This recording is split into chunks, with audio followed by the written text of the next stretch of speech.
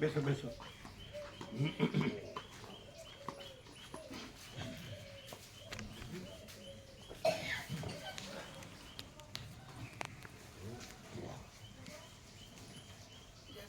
सब लाइट हो गई ना? सब लाइट हो।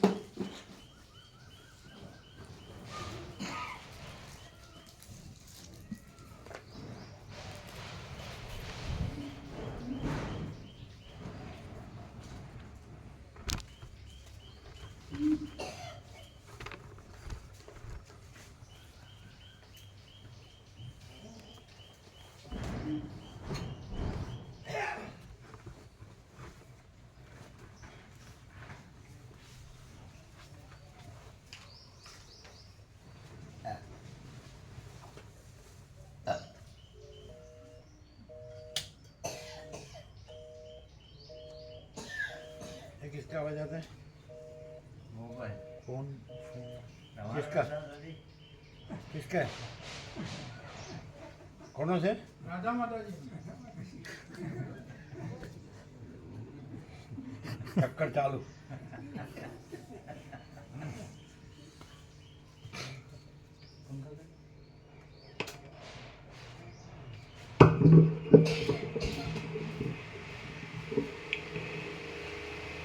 ओम. ये एक पर है कि ज़्यादा है? 24 शीतलता है बंद करो. 24 भगवान का ऐसी चालू है. ओम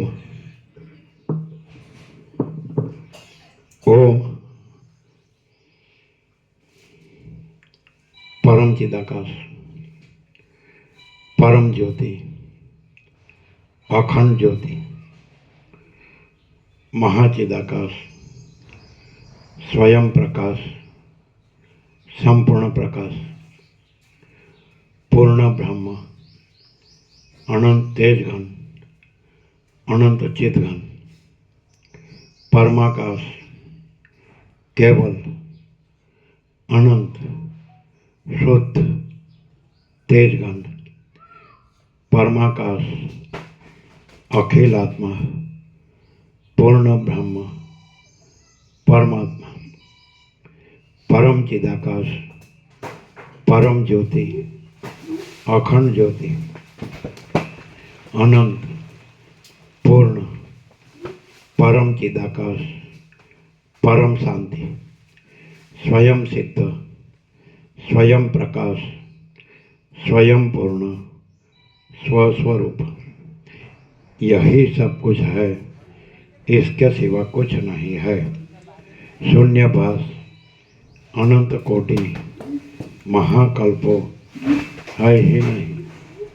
महाचिदाकाश स्वयं प्रकाश संपूर्ण प्रकाश महाचिदाकाश ज्योति अनंत अखंड अभेद महाचिदाकाश ज्योति महातत्व महासामान्य महाचिदाकाश स्वसंवेद्य सहज निर्विकल्प महाचिदाकाश परम कैवल्य परम शांति परम चिदाकाश अनंत पूर्ण निरपेक्ष सत अनंत संपूर्ण अपरिज्ञ निर्भ्रांत निरपेक्ष वशिष्ठ राम उत्पत्ति प्रकरण राउंड 42 राउंड.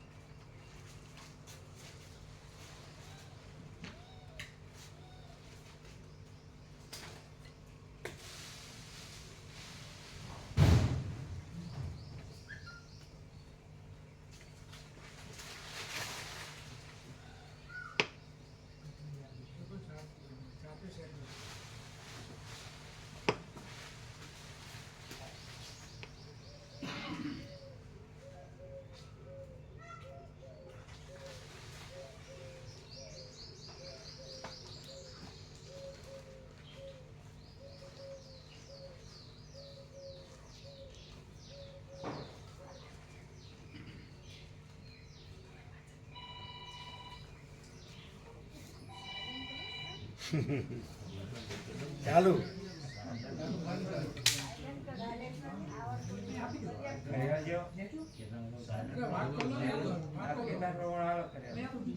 વાત કરી લો ને એટલે પછી કરે નહીં. ના ના, એ તો ઉપાડવો પડે ને વાત કરવી પડે. કોઈ જન્મ્યું કે મરી ગયું કે બધું.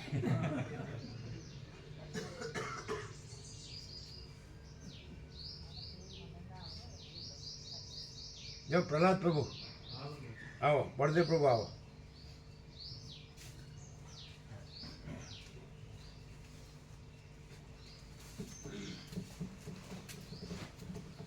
એટલે મહેસાણાના એક બળદેવ પ્રભુ હતા મહેસાણાના, એ આવતા હતા. દીના પ્રભુ છે ને કમણાવાળા, દીના પ્રભુ એની જોડે.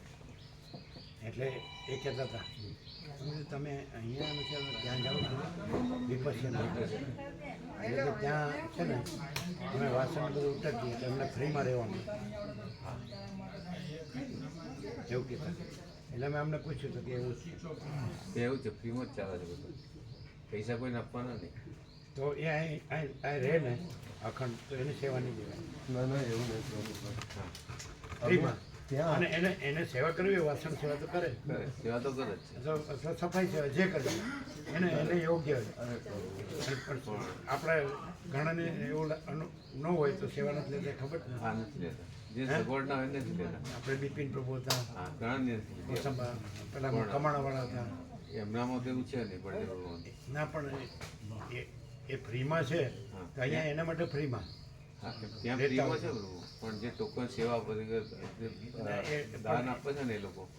પણ એ તો એનું એ જ થયું ને. હા, એમાં હું તમે બળદેવ તમે તમારી સેવા આપો કે ટોકન સેવા ઓનન દિવસે એ તો એક જ હોય. એક જ હા, તો પછી એ રીતે જ બળદેવ પણ એ તો કે 10 દિવસ સેવા- ભિક્ષુક તરીકે અમે 10 દિવસ જ ભિક્ષુક કહેવાય, પછી તો આપણે આમાં જ હોય. પછી એટલે ટોકન મૂકી ભિક્ષુક- દેતા. હે? ટોકન મૂકી દેતા હોય છે આ બધા. હા, પણ તો પછી આ પોતાની સેવા છે એ બધું એકનું એક જ થયું ને. એક જ છે, બરાબર છે ત્યાં. આજે જે વ્યવસ્થા છે એ બરાબર જ છે. હે? અને વધુ પડતી હોય તો નહીં લેવાની આપણે એમની હા, એ સેવા. બરાબર. વધુ પડતી હોય તો ના લઈએ. હા, બસ બરાબર. અમે જે પ્રભુ અમે સેવા કારણ કે આપેલી જ છે, સેવા આપીએ જ છીએ, સેવા કરીએ છીએ, પણ દાનની સેવા અમે કોઈ એવું એક પણ શિબિર નથી કે જે દાનની પણ એમની એમાં ફેર શું પડે ને? કશો ફેર ના. ફ્રી કહેવાનું જ રહ્યું ને. કહેવાનું જ ફ્રી રહ્યું.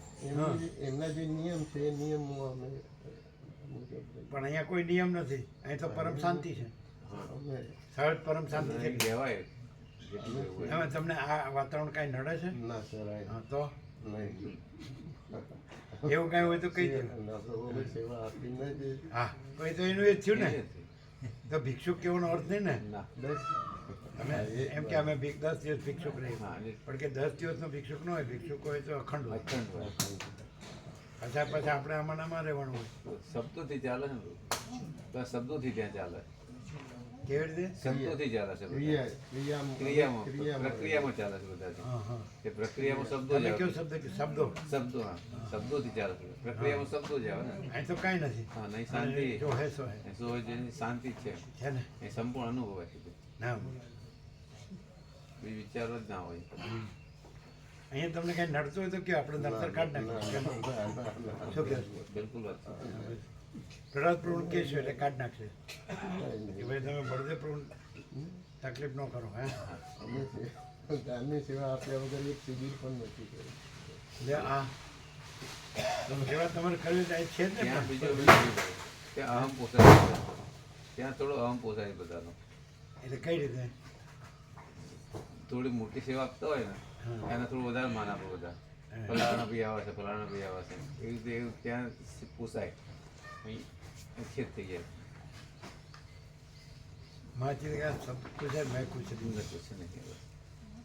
અને માચી દેખા પરમ કઈ બોલે પરમ પરમ શાંતિ. શાંતિ. અને વાંચી દેખા સ્વયં પ્રકાશ સંપૂર્ણ પ્રકાશ. એ જ છે બધું. અને વાંચી દેખા સ્વસંવેદ્ય સહજ નિર્વિકલ્પ. સારું બેસે. એ રમણ પ્રભુ પેલા લીંબોદરાવાળા પ્રભુની સેવા પાછી આપી. 8:30 કેવું હતું ને? આપી. એવું કોઈનું રહી નથી ગયું ને બીજું? તમે અરુણ પ્રભુ આ વસ્તા પ્રભુ છે ને, વસ્તા પ્રભુ નિકોરા તમે 360 દિવસ રહ્યા હતા ને અખંડ, નિકોર અખંડ 360 દિવસ હતા અને અત્યારે અહીંયા અખંડ 360 દિવસ. હવે ચાલુ થઈ ગયા 360 દિવસ. યસ, તમે 3 દિવસ પણ નહીં, પહેલો તગડો, પછી 35 આવશે, 33 આવશે, પછી 300. પછી એટલે આવતા જન્મે. ના ના આ વર્ષમાં જ 35 દિવસ મે મહિનામાં છે ને ભાઈ. હા બસ. અને બીજો પ્રોગ્રામ હોય તો પછી આગ્રહ નથી. આ લખાઈ દીધું આપણે નામ બીજો લખાઈ. વિચારવાનો પાછું ફરવાનું નતું એટલે નામ લખાઈ દીધું. 360 જોઈ લો. આ 360 માં મારા 2 આંકડા તો આવી ગયા હવે. તો 36 દિવસ પેલા 3 દિવસ પછી હવે 36 દિવસ આવે પછી 3 દિવસ તો યાદ નથી. આ 3 દિવસ યાદ નથી. હાલા આવ્યા નથી ને ક્યાં નથી, આવ્યા નથી ને ક્યાં નથી. 3 દિવસ નથી રહ્યા કોઈ દિવસ. બધાને ખબર છે ને, જો બધા હા પાડે છે. સાચું બોલજો.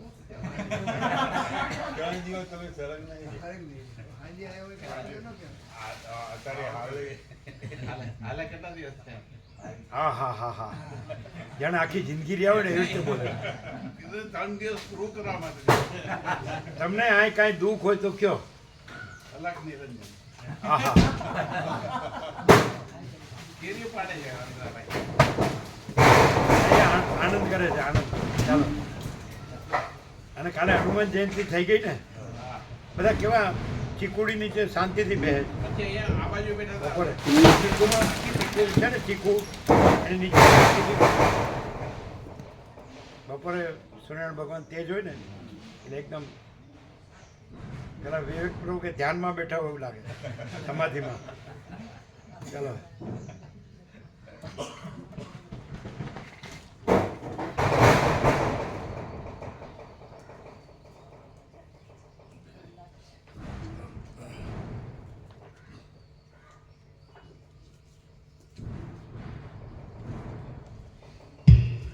નર્મદામાં આપણે વસ્તાપુર આનંદ કર્યો હતો ને, એવા આવતા વર્ષે 3 મહિના અખંડ, બરાબર ને?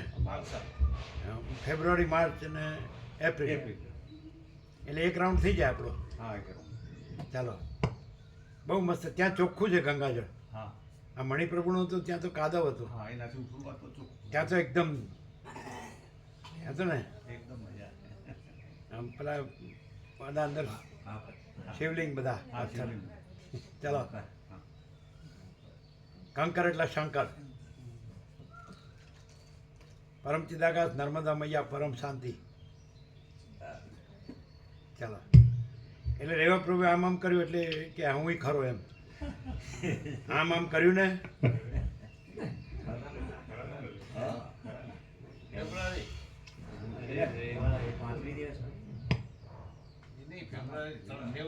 ચાલો. હિમ્મત એ મર્દા તો મદદ એ ખુદા.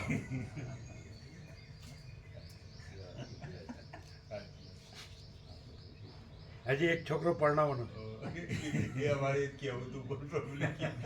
એટલે બોલો, તમે કે તમારી અંદર થોડું પેસી ગયા છે.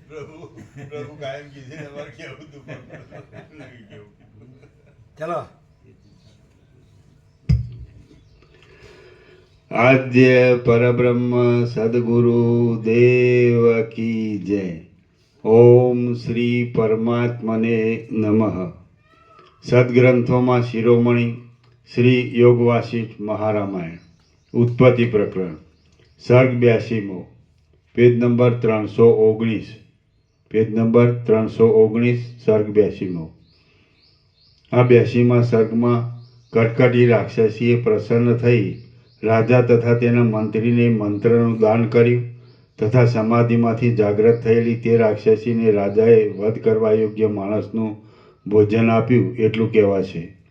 રાજા અને રાક્ષસીનો સ્નેહ તથા રાક્ષસીનું ભોજન. વશિષ્ઠ બોલ્યા, હે રામ, એ પ્રમાણે વનમાં મરકટી રૂપે રહેલી એ કરકટી રાક્ષસીએ રાજાના વચન સાંભળ્યા. તેને બ્રહ્મ જ્ઞાન થયું અને પોતાની રાક્ષસી જાતિની ચપળતાનો ત્યાગ કર્યો. વર્ષા ઋતુમાં જેમ ઢેલને શીતળતા મળે અને ચંદ્રના પ્રકાશથી રાત્રિ વિકાસી કમળને જેમ શીતળતા મળે, તેમ તાપ રહિત વિશ્રાંતિ મળવાથી તે રાક્ષસીને અંતઃકરણમાં શીતળતા થઈ. જેમ આકાશમાં મેઘનો ગડગડાટ સાંભળીને બગલીના ગર્ભને આનંદ થાય, તેમ રાજાના વચન સાંભળીને તે રાક્ષસીને આનંદ થયો. રાક્ષસી બોલી, જેમાંથી સારનો અસ્ત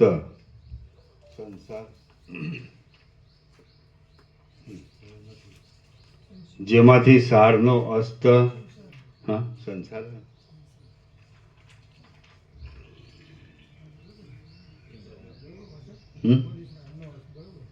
બરોબર. રાક્ષસી બોલી, જેમાંથી સારનો અસ્ત થયો નથી એવા જ્ઞાનરૂપી સૂર્યથી પ્રકાશ પામતી તમારી બંનેની બુદ્ધિ પવિત્ર જણાય છે. ચંદ્રમંડળમાંથી પ્રસરેલી ચાંદની પેઠે જેમાંથી સારનો અસ્ત થયો નથી. બરાબર. જેમાંથી સારનો અસ્ત થયો નથી એવા જ્ઞાનરૂપી સૂર્યથી પ્રકાશ પામતી તમારી બંનેની બુદ્ધિ પવિત્ર જણાય છે. ચંદ્રમંડળમાંથી પ્રસરેલી ચાંદની પેઠે તમારી બુદ્ધિ શીતળ, સમરસ તથા શુદ્ધ છે. તમારા હૃદયમાંથી વાણી દ્વારા નીકળેલી વિવેક કણિકાનું શ્રવણ કરીને હું તમારા જેવા વિવેકી માણસોને જગતે પૂજવા લાયક અને સેવવા લાયક માનું છું. ચંદ્રના ઉદયથી જેમ રાત્રિ વિકાસી કમળનો વિકાસ થાય, તેમ તમારા સત્સંગથી હું વિકાસ પામી છું.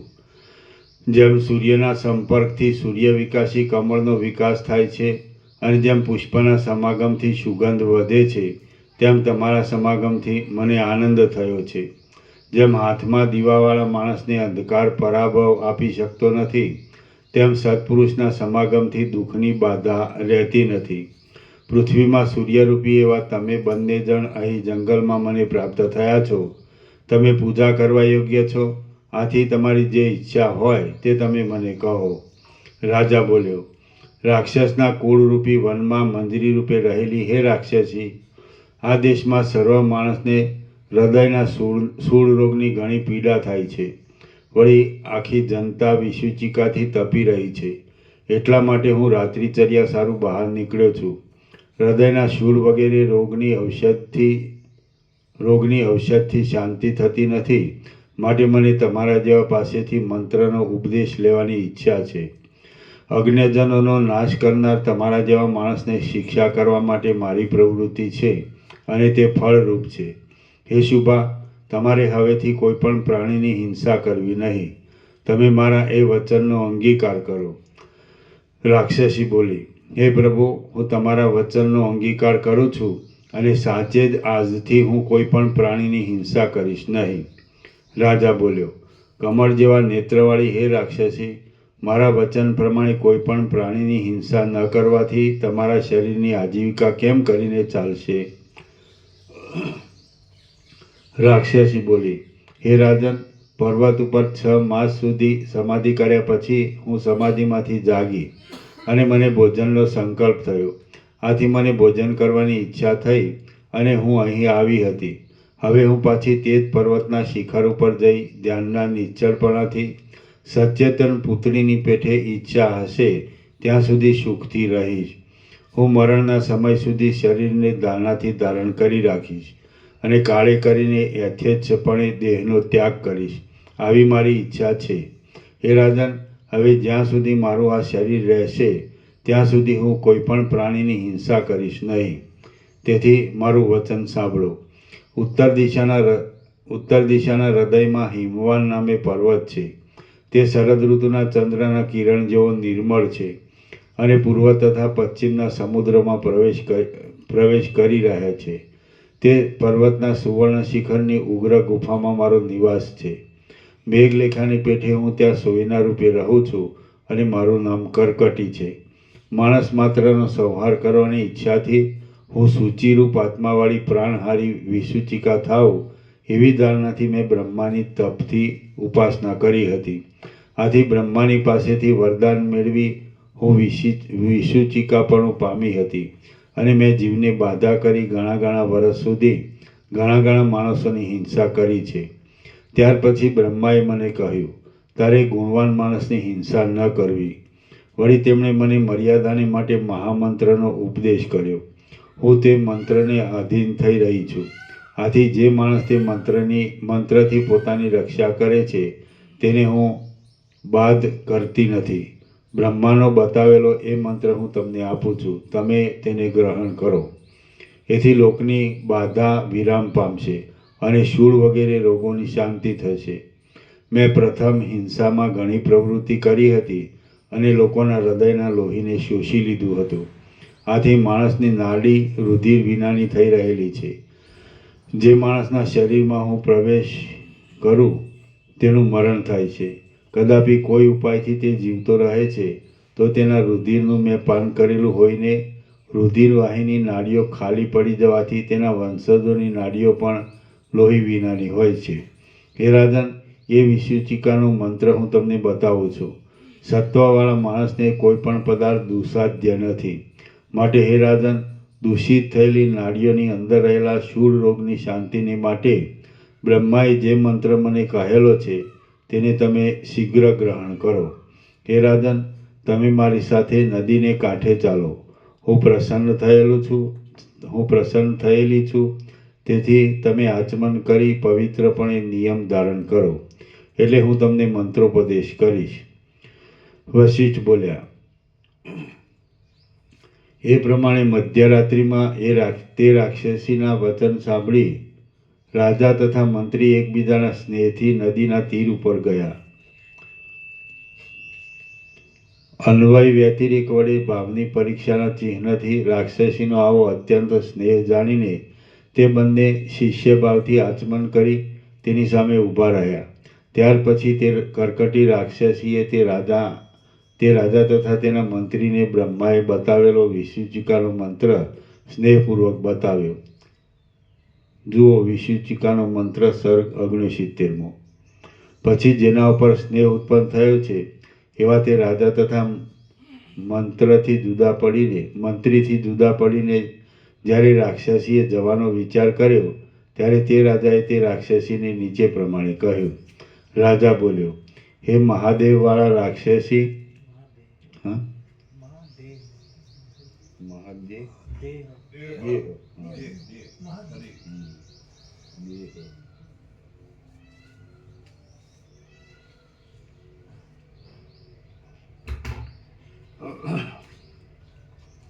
રાજા બોલ્યો, હે મહાદેહવાળા રાક્ષસી, તમારી પાસેથી અમે મંત્રોપદેશ લીધો છે, માટે તમે અમારા ગુરુ છો. આથી હે સુંદરી, અમે પ્રયત્નપૂર્વક તમને ભોજન કરવાનું નિમંત્રણ કરીએ છીએ. સજ્જન માણસનો સ્નેહ દર્શન કરવાથી જ વૃદ્ધિ પામે છે. માટે અમારી યાચના તમે નિષ્ફળ કરવાની યોગ્ય નથી. માટે હે બદ્રા, તમે સુંદર અલંકારવાળા અને મનોહર એવા અલ્પદેહનો અંગીકાર કરીને અમારે ઘેર ચાલો અને ત્યાં સુખથી રહેજો. રાક્ષસી બોલી, હે રાજન, જેનું મુગ્ધ સ્ત્રીરૂપ હોય છે તેને તો તમે ભોજન આપવાને સમર્થ છો, પણ હું તો રાક્ષસના આકારને ધારણ કરનારી છું.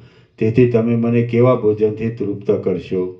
રાક્ષસોને રાક્ષસોના અન્નથી, માંસ રુધિરાદિથી તૃપ્તિ થાય છે, પણ સામાન્ય માણસના જેવા આહારથી તેને તૃપ્તિ થતી નથી. વળી જેનો જેવો સ્વભાવ હોય છે તે સ્વભાવ દેહના અંત સુધી મળતો નથી. અર્થાત મારો આ રાક્ષસી સ્વભાવ જ્યાં સુધી આ દેહ છે ત્યાં સુધી નિવૃત્ત થશે નહીં. રાજા બોલ્યો, હે અનિંદિતા, સુવર્ણની માળાથી યુક્ત એવી મનોહર સ્ત્રીનું રૂપ ધારણ કરીને તમે કેટલાક દિવસ ખુશીથી મારે ઘેર રહો. એટલે મારા રાજ્યમાંથી દુષ્ટ આચરણવાળા અને વધ કરવાની યોગ્ય એવા હજારો ચોરોને લાવી હું તમને ભોજન માટે આપીશ. આમ તે હજારો વધ કરવા યોગ્ય દુષ્ટ પુરુષો ભેગા થાય એટલે સુંદર સ્ત્રીના રૂપનો ત્યાગ કરજો અને તમે રાક્ષસી સ્વરૂપ લઈને તે દુષ્ટ પુરુષોને હિમાલયના શિખર ઉપર લઈ જઈને ત્યાં એકાંતમાં તેમનું ભોજન કરજો. કારણ કે મોટો આહાર કરનારને એકાંતમાં ભોજન કરવું એ સુખરૂપ છે. એ પ્રમાણે ભોજન કરી તૃપ્ત થઈ થોડીક વાર નિદ્રા કરી પાછી સમાધિ કરજો અને સમાધિ ઉતરી ગયા પછી બીજી વખત પણ અહીં આવી બીજા વધ કરવા યોગ્ય દુષ્ટ લોકોને ત્યાં લઈ જઈને ભોજન કરજો. એવા દુષ્ટ લોકોની હિંસા કરવી એ હિંસા ગણાતી નથી. સ્વધર્મથી કરવામાં આવતી હિંસા પણ દયાની બરોબર જ છે.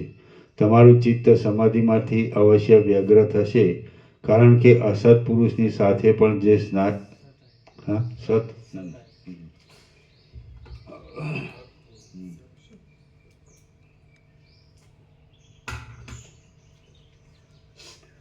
તમારું ચિત્ત સમાધિમાંથી અવશ્ય વ્યગ્ર થશે, કારણ કે સત્પુરુષની સાથે પણ જે સ્નેહ બંધાય છે તે સુદ્ધા પાછો મટતો નથી. રાક્ષસી બોલી, હે રાજન, તમે યોગ્ય કહ્યું છે. હે સખા, હું એમ જ કરીશ. સ્નેહથી કહેનારનું વચન કોણ માન્ય કરતું નથી? વશિષ્ઠ બોલ્યા, એ પ્રમાણે કહી તે રાક્ષસીએ મનોહર સ્ત્રીનો દેહ ધારણ કર્યો. તેણે પોતાના દેહને હાર, મુકુટ, કડા, કટી મેખલા તથા માળાથી શણગાર્યો. પછી તેણે રાજાને કહ્યું, હે રાજન, ચાલો આપણે જઈએ. તેના એ વચન સાંભળી રાજા તથા મંત્રી આગળ ચાલ્યા અને રાક્ષસીએ તેની પાછળ ચાલવા માંડ્યું. આ પ્રમાણે તે 3 જણ રાજાના મંદિરમાં આવ્યા. ત્યાં એક સુંદર ખંડમાં રહી તેમણે પરસ્પર આદરપૂર્વક વાતોચીતો કરીને તે રાત્રિ પસાર કરી.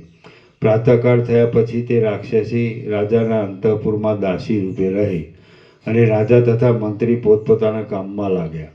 ત્યાર પછી 6 દિવસમાં તે રાજાએ પોતાના દેશમાંથી તથા બીજા દેશમાંથી 3000 વધ કરવા યોગ્ય દુષ્ટ ચોરોને ભેગા કર્યા અને તે રાક્ષસીને આપ્યા. આથી તેણે સાયંકાળે પાછો પોતાનો રાક્ષસી દેહ ધારણ કર્યો. જેમ મેઘમાળા હજારો જળધારાને ધારણ કરે તેમ તે રાક્ષસીએ 3000 દુષ્ટ લોકોને પોતાના ભુજમંડળમાં ધારણ કર્યા.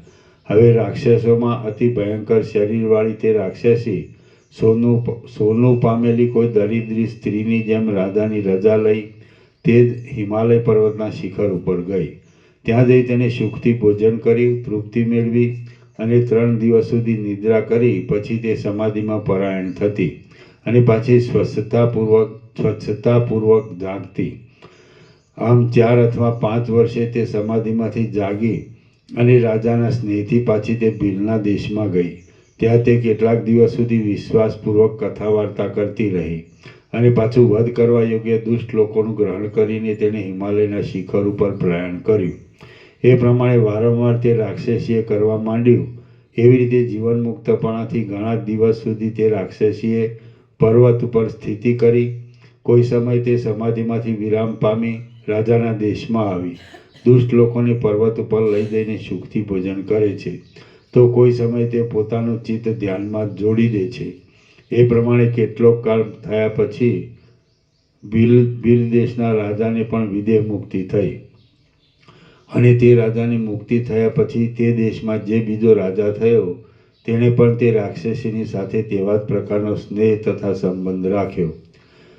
શ્રી યોગવાસિક મહારામાયણમાં ઉત્પત્તિ પ્રકરણનો રાક્ષસી સૌહાર્દ નામનો સર્ગ 82મો સમાપ્ત. સર્ગ 83મો. આ 83મા સર્ગમાં જ્યારે ઘણા કાળ સુધી સમાધિમાંથી વિરામ પામી તે રાક્ષસીએ ભીલના દેશમાં આગમન ન કર્યું ત્યારે લોકોએ શાંતિ માટે કંદરા દેવીની મૂર્તિની સ્થાપના કરી એટલું કહેવાશે. કંદરા દેવીની સ્થાપના. વશિષ્ઠ બોલ્યા, હે રામ, તમારા પછી ભીલના દેશમાં જે રાજા થયા તે બધા રાજાની સાથે તે રાક્ષસીને ઉત્તમ મિત્રતા થવા લાગી. તેથી યોગથી સિદ્ધ થયેલી તે રાક્ષસીએ તે દેશમાં સર્વ મોટા ઉત્પાતનું, પિશાચ વગેરે ભયનું અને રોગનું નિવારણ કરવા માંડ્યું. ઘણા વર્ષે જ્યારે તે સમાધિમાંથી વિરામ પામતી ત્યારે તે પાછી ભીલના દેશમાં આવતી અને તેની માટે ભેગા કરેલા વધ કરવા યોગ્ય દુષ્ટ ચોર લોકોનું તે ભક્ષણ કરતી. આજ સુધી તે ભીલના દેશમાં વધ કરવા યોગ્ય દુષ્ટ લોકોને રાક્ષસીના આહાર માટે લઈ જવામાં આવે છે. સાચે જ મિત્રનું સન્માન કરવા માટે કોણ તત્પર રહેતો નથી? એ પ્રમાણે ઘણા દિવસ ગયા પછી જ્યારે તે રાક્ષસી કેટલોક કાળ સુધી તે દેશમાં આવી નહીં ત્યારે ભીલ દેશના માણસોએ સર્વ દોષની શાંતિ માટે આકાશ સુધી ઊંચા મોટા મહેલમાં તે દેવીની મૂર્તિની સ્થાપના કરી અને તેનું કંદરા દેવી તથા મંગલા દેવી એવું નામ પાડ્યું. ત્યાર પછી તે દેશમાં જે રાજા થયા તે બધા રાજા કંદરા દેવીની મૂર્તિની પ્રતિષ્ઠા કરવા લાગ્યા. જો કોઈ અધમ રાજા કંદરાદેવીની પ્રતિષ્ઠા કરતો નથી તો તેના દેશમાં કેટલાક ઉત્પાત થાય છે તથા પ્રજાનો નાશ થાય છે. તે દેવીની પૂજા કરવાથી ઈચ્છિત ફળની પ્રાપ્તિ થાય છે અને તેનું પૂજન ન કરવાથી અનર્થની ઉત્પત્તિ થાય છે. આમ વધ કરવા યોગ્ય દુષ્ટ લોકોના બલિદાનથી તે દેવીની પૂજા થાય છે. સમાન ફળ આપનારી તે દેવીની પ્રતિમા આજ સુધી ચિત્રમાં ચિતરેલી હોય તો પણ ફલપ્રદ થાય છે. વધ કરવા યોગ્ય સમગ્ર દુષ્ટ લોકોનો આહાર કરનારી તથા માણસ માત્રના બાળક તથા ધાન્ય વગેરેની રક્ષા કરી મંગળ સંપત્તિ કરનારી પરમ બોધવાળી તે દેવી બિલના દેશમાં સર્વોત્કર્ષપણે રહેલી છે. શ્રી યોગવાસિષ્ઠ મહારામાયણમાં ઉત્પત્તિ પ્રકરણનો કંદરા પૂજન નામનો સર્ગ 83મો સમાપ્ત. સર્ગ 84મો. આ 84મા સર્ગમાં રાક્ષસીનું કરકટી એવું નામ પાડવાનું કારણ, ઉપદેશના અર્થની કલ્પના તથા દ્રષ્ટાંતની ઉક્તિના ઉપયોગનું વિસ્તારથી વર્ણન કરવામાં આવશે. રાક્ષસીનું કરકટી નામ થવાનું કારણ અને દ્રષ્ટાંતની ઉપયોગિતા. વશિષ્ઠ બોલ્યા, હે રામ, એ પ્રમાણે હિમવાન પર્વતમાં રહેનારી કરકટી રાક્ષસીનું અનિંદિત આખ્યાન તમને યથાવત અને યથાક્રમે કઈ સંભળાવ્યું. રામ બોલ્યા, હે પ્રભુ, હિમવાન પર્વતમાં ઉત્પન્ન થયેલી તે રાક્ષસીનો વર્ણ કાળો હતો તથા તેનું કરકટી નામ હતું, તેનું શું કારણ તે તમે કહો. વશિષ્ઠ બોલ્યા, હે રામ, શુક્લ, કૃષ્ણ, હરિત તથા ઉજ્જવળ એ પ્રમાણે રાક્ષસોના અનેક કુળ પૃથ્વીમાં રહ્યા છે. તેમાંના કૃષ્ણ રાક્ષસના કુળમાં કરચલા પ્રાણીના જેવો કરકટ નામનો એક રાક્ષસ હતો. તેની તે દીકરી હતી, માટે તેનું કરકટી નામ હતું. તે કૃષ્ણ રાક્ષસના કુળની હતી, તેથી તેનો વર્ણ કૃષ્ણ હતો. એ પ્રમાણે જગતના તત્વનું નિરૂપણ કરતા અધ્યાત્મ યોગના પ્રસંગમાં મેં તમારી પાસે કરકટી રાક્ષસીનું આખ્યાન કહ્યું. પરમ કારણભૂત, આદિ, અંત તથા મધ્યથી રહિત એ પરમપદમાંથી જગત ઉત્પન્ન થયું નથી, તો પણ ઉત્પન્ન થયું હોય એમ જણાય છે. જળમાં થતા તરંગો જેમ જળથી અન્ય નથી તે છતાં અન્ય જણાય છે, તેમ પરમાત્માને વિશે આ જગતની સ્થિતિ રહેલી છે.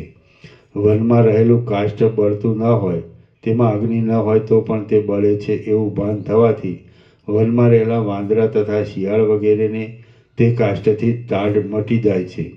તે જ પ્રમાણે જે બ્રહ્મ સમ છે, સૌમ્યપણાનો ત્યાગ કરતું નથી અને તેનો ઉદય તથા સ્થિતિ નિત્ય છે, તે બ્રહ્મ આ અનેક પ્રકારનું જગત રચે છે. લાકડાના થાંભલામાં પૂતળી ન હોય તો પણ તેમાં પૂતળીનું ભાન થવાથી તે પૂતળી રૂપે જણાય છે. તેવી રીતે તે ઉત્પન્ન નથી થયું તો પણ ઉત્પન્ન થયું છે એવું ભાન થવાથી આ જગત જોવામાં આવે છે. બીજમાં રહેલું ફળ બીજથી અન્ય નથી, તે છતાં જેમ અન્ય હોય તેમ બહાર ઉદય પામે છે, તે જ પ્રમાણે ચૈતન્યમાં રહેલું જગત અનન્ય અભિન્ન હોવા છતાં અનન્ય રૂપે જણાય છે. પણ એક સત્તાનું છેદન ન થવાથી અન્ય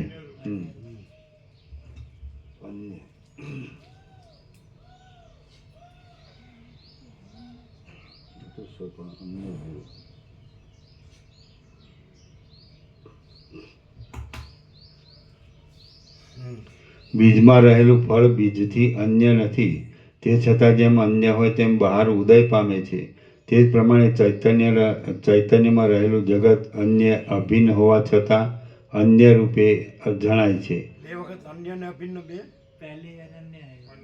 પેલા અનન્ય આવે.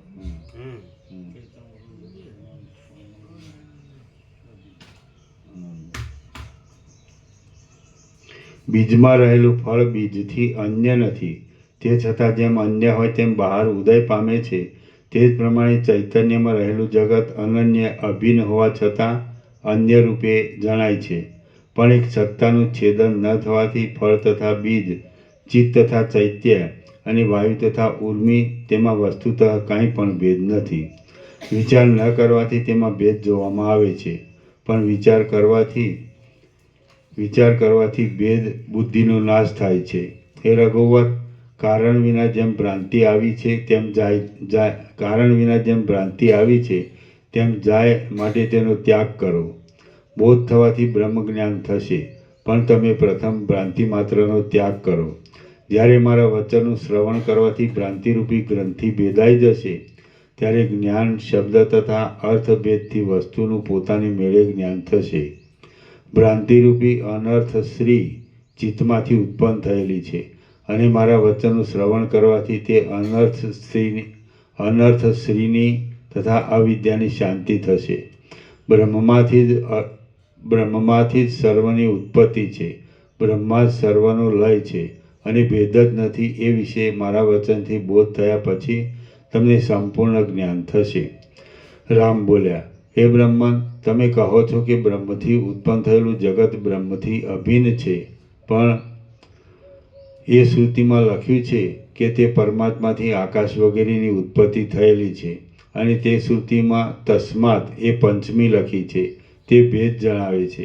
ત્યારે તમે સર્વ અભિન્ન કહો છો, તેનું શું કારણ તે કહો. વશિષ્ઠ બોલ્યા, શાસ્ત્રમાં જે શબ્દો લખ્યા છે તે બધા અજ્ઞાનીને ઉપદેશ માટે તથા વ્યવહાર માટે જ લખેલા છે, માટે તે ભેદબોધક છે એમ સમજવું નહીં. બાળકના કાર્ય માટે જેમ ભૂતની કલ્પના કરવામાં આવે છે, તેમ એ ભેદની કલ્પના કરેલી છે, માટે વ્યવહારથી જો કે ભેદ જણાય છે તો પણ ખરું જોતા તે નથી. સ્વપ્ન તથા ગંધર્વનગરમાં દ્વૈત તથા ઐક્ય નથી, છતાં તેમાં પણ ભેદની કલ્પનાનો વ્યવહાર છે. ત્યારે સત્ય સંકલ્પના ઉપદેશના વ્યવહારમાં સંકલ્પનો નાશ કેમ જ થાય? કાર્ય તથા કારણ, સેવક તથા સ્વામી, હેતુ અને હેતુમાન, અવયવ તથા અવયવી, ભેદ તથા અભેદ, પરિણામાદિ, ભ્રમ, ભાવ, વિલાસ, વિદ્યા તથા અવિદ્યા, અને સુખ તથા દુઃખ એ સર્વમાં જે ભેદની કલ્પના કલ્પી છે તે અજ્ઞાનીને બોધની માટે જ છે, અને તે મિથ્યા છે, પણ વસ્તુતઃ તો ભેદ જ નથી. જ્યાં સુધી જ્ઞાન થયું નથી ત્યાં સુધી દ્વૈતપણું જણાય છે, પણ જ્ઞાન થયા પછી દ્વૈતપણું મટી જાય છે તથા સર્વ શાંતપણું જણાય છે. કાળે કરી બોધ થયા પછી સર્વ એક આદિ અંતથી રહિત અવિભાગ અને અખંડિત એક જ વસ્તુ અવશેષ રહે છે એમ તમારા જાણવામાં આવશે. અજ્ઞાનને લીધે અથવા અજ્ઞાનીના ઉપદેશ માટે ભેદની કલ્પના કરી છે, પણ બોધ થયા પછી દ્વૈતપણું નથી. વાચ્ય તથા વાચકનો સંબંધ દ્વૈત વિના સિદ્ધ થતો નથી, પણ દ્વૈતપણું છે જ નહીં, અને મૌનપણું પ્રાપ્ત થાય છે. માટે વચનના ભેદમાં અનાદર કરી મહાવાક્યના અર્થમાં નિષ્ઠા રાખી જે હું તમને કહું તે તમે સાંભળો. જેવી રીતે ભ્રાંતિથી ગંધર્વનગર ઉત્પન્ન થાય છે તે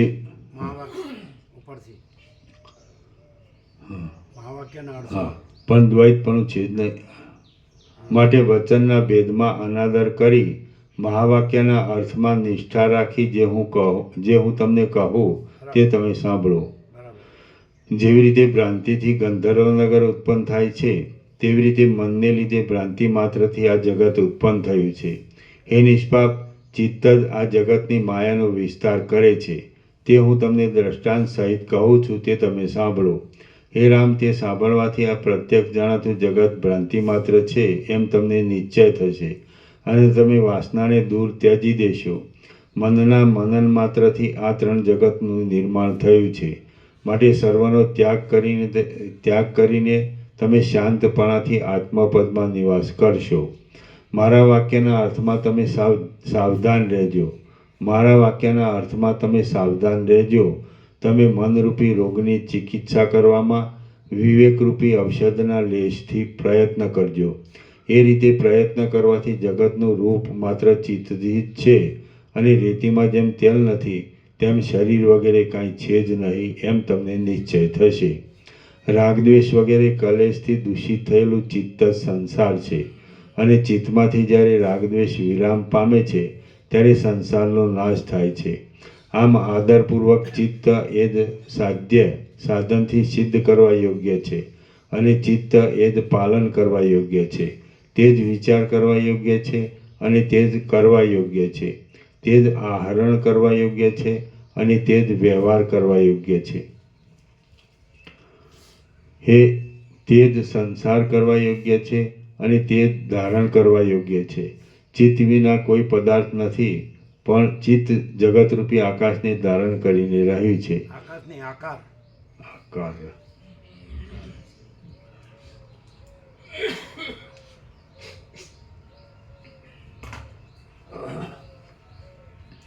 પણ ચિત્ત જગતરૂપી આકારને ધારણ કરીને રહે છે અને તે અહંકારના પ્રવાહની પેઠે કાળે કરી પ્રકાશ પામે છે. ચિત્તમાં પણ ચૈતન્ય તથા જળ એ બે ભાગ રહ્યા છે. તેમાં જે ચૈતન્ય ભાગ છે તે સર્વ અર્થના બીજરૂપ છે અને જે જડ ભાગ છે તેથી ભ્રાંતિરૂપ જગત જણાય છે.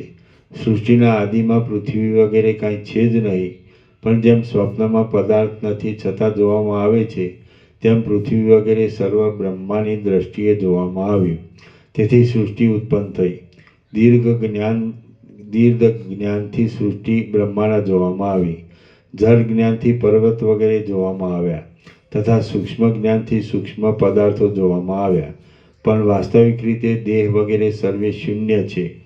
સૂર્યના તેજથી જેમ જળ વ્યાપ્ત છે તેમ સર્વવ્યાપી આત્માથી મન વગેરે સગળું વ્યાપ્ત છે. બાળક જેવી રીતે મિથ્યા યક્ષને જુએ છે તેવી રીતે ચિત્તરૂપી બાળક જગતરૂપી યક્ષને જુએ છે, પણ બોધ થવાથી તે નિરામય એવું પોતાનું જ રૂપ જુએ છે. દ્વૈત તથા એકપણાના ભ્રમને આપનારી દ્રશ્યતાને આત્મા જે રીતે પામે છે તે પ્રકાર હવે પછીના આખ્યાન દ્વારા કહું છું તે તમે સાંભળો. જેમ જળમાં તેલનું ટીપું નાખવાથી તે તેલ જળમાં ફેલાઈ જાય છે, તેમ જે કથામાં હૃદયને મનોહર લગાડે તેવી યુક્તિ તથા ઉપમા હોય અને મધુરતાથી યુક્ત પદાર્થ સહિત વાણી હોય તે કથા સાંભળનારના હૃદયમાં ફેલાઈ જાય છે તથા શંકા મટી જાય છે. જે કથામાં ઉપમા હોય, જેમાં મનોહર પદ ન હોય, જે અસ્પષ્ટ વર્ણોને લીધે બરાબર સાંભળવામાં ન આવતી હોય, જેમાં સંબંધ મળતો આવતો ન હોય અને જેના વર્ણ સ્પષ્ટ બોલવામાં આવતા ન હોય તે કથા સાંભળનારના હૃદયમાં ઉતરતી નથી. જેમ રાખમાં ઘી રેડવાથી ઘી નિષ્ફળ જાય છે તેમ તે કથા શ્રોતાના હૃદયમાં ન આવવાથી નિષ્ફળ જાય છે. જેવી રીતે ચંદ્રના કિરણથી મંદિરમાં પ્રકાશ થાય છે તેવી રીતે પૃથ્વીમાં જે આખ્યાનો છે, જે કથાઓ છે, નાટક વગેરે જે મનોરંજન ગ્રંથો છે અને જે મનોહર શબ્દો છે તે સર્વનો લોક પ્રસિદ્ધ પ્રમાણથી તથા દ્રષ્ટાંતથી પ્રકાશ થાય છે. શ્રી યોગ વાસિષ્ઠ મહારામાયણમાં ઉત્પત્તિ પ્રકરણનો મોક્ષના ઉપાયમાં મનાંકુરોત્પત્તિ નામનો સર્ગ 84મો સમાપ્ત. સર્ગ 85મો. આ 85મા સર્ગમાં બ્રહ્માને સૃષ્ટિ કરવાની ઈચ્છા થઈ ત્યારે તેમની નજરે 10 બ્રહ્માંડ આવ્યા. તો તેમાંના એક બ્રહ્માંડના સૂર્યની સાથે બ્રહ્માએ તત્વનો નિશ્ચય કર્યો એટલું કહેવાશે. બ્રહ્મા અને એક સૂર્યનો સમાગમ. વશિષ્ઠ બોલ્યા, હે રાઘવ, આ પ્રત્યક્ષ જણાતું જગત મનોમાત્ર છે એ વિશે મેં પ્રથમ બ્રહ્માને પૂછ્યું હતું. બ્રહ્માએ તેનો મને જે ઉત્તર આપ્યો હતો તે સર્વ હું તમને પૂછવાથી કહું છું. સાથે બ્રહ્માએ જે કથાનક મને કહેલા છે તે કથાનક પણ હું તમને કહું છું, તો તે સાંભળો. બ્રહ્માને મેં પૂછ્યું કે હે બ્રહ્મન, આ સૃષ્ટિના સમૂહ કેવી રીતે ઉત્પન્ન થયા છે તે કહો. એ પ્રમાણે મારા વચન સાંભળીને લોક પિતામહ બ્રહ્માએ એક ઐંદવાખ્યાન સાથે આ મહાન અર્થભર્યું વચન કહ્યું. બ્રહ્મા બોલ્યા, જળમાં જળાશયના વિસ્તારથી જે પ્રમાણે અનેક પ્રકારના તરંગ તથા ચક્ર ઘુમરીઓ જોવામાં આવે છે તે પ્રમાણે આ સર્વ જગત મનથી જ ઉત્પન્ન થયું છે અને મનથી જ તેનો વિસ્તાર છે. હે વશિષ્ઠ, પહેલા કલ્પમાં દિવસના આદિમાં જાગ્રત થયા પછી જ્યારે મને સૃષ્ટિ કરવાની ઈચ્છા થઈ ત્યારે શું થયું તે હું કહું છું તે સાંભળ. કોઈ સમયે જ્યારે દિવસનો ક્ષય થયો ત્યારે સર્વ સૃષ્ટિનો સંહાર કરીને મેં એકાગ્ર ભાવથી રાત્રિમાં નિદ્રા કરી. રાત વીત્યા પછી હું જાગ્યો. મેં વિધિપૂર્વક સંધ્યા કરી. પછી મેં સૃષ્ટિ ઉત્પન્ન કરવા સારું વિસ્તારવાળા આકાશમાં મારી દ્રષ્ટિ જોડી. ત્યાં અંત વિનાનું અને તપ તથા તેજથી રહિત એવું શૂન્ય આકાશ મારા જોવામાં આવ્યું. તે વખતે સૃષ્ટિ ઉત્પન્ન કરું એવો સંકલ્પ કરી સર્ગ ઉત્પન્ન કરવાની સામગ્રી સારું સૂક્ષ્મ ચિત્તથી જોવા માંડ્યું. ત્યારે વિસ્તારવાળા આકાશમાં મોટા આરંભવાળા તથા પ્રતિબંધથી રહિત એવા 10 જુદા જુદા બ્રહ્માંડ મારા જોવામાં આવ્યા. તે દરેકમાં જાણે મારું પ્રતિબિંબ હોય તેમ જુદા જુદા કમળકોશમાં રહેલા તથા રાજહંસ ઉપર બેઠેલા 10 બ્રહ્મા મારા જોવામાં આવ્યા. દરેક બ્રહ્માંડમાં ભિન્ન ભિન્ન પ્રાણી માત્રના સમૂહ રહેલા હતા. તેમાં જગતમાં જળ આપનાર મેઘની પંક્તિઓ જણાતી હતી. તેમાં મહાનદીનો પ્રવાહ ચાલ્યો જતો હતો અને તેનો સમુદ્રના જેવો શબ્દ સંભળાતો હતો. ત્યાં આકાશમાં સૂર્ય પ્રકાશી રહ્યો હતો અને વાયુ સ્ફુરી રહ્યો હતો. સ્વર્ગમાં દેવતાઓ ક્રીડા કરતા હતા અને પૃથ્વીમાં માણસો ક્રીડા કરતા હતા. ત્યાં પાતાળમાં દાનવો તથા ફણીધર સર્પો રહેતા હતા.